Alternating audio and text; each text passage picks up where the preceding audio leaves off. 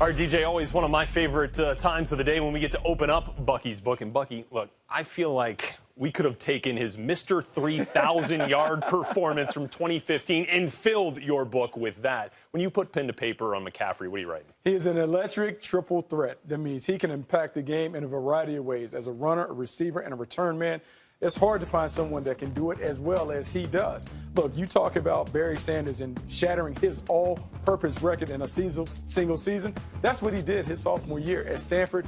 He is explosive, does a lot with the ball in his hands. Number 2 right there on Mike Mayock's top 5 running backs list kind of popped up a little bit after his combine performance. Another good day at his pro day. What are scouts saying about him? Look, they see him as a guy that's really similar to Brian Westbrook. Change of pace back and a returner. He will make some plays, but I don't think he can be your number one guy. I remember watching a bunch of games, and Stanford had that ball control offense, right, where they were kind of time of possession. He touched the ball 7 times on a 10-play drive.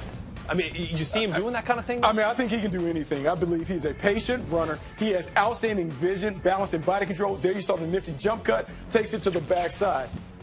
This is where he's special, where it separates him from other running backs. His ability to run routes out the backfield. There you see a little option route, catching the ball. Charlie Casserly alluded to the fact that he is a mismatch player. He is terrific in space with the ball in his hands, and he also adds an explosive dimension in the return game.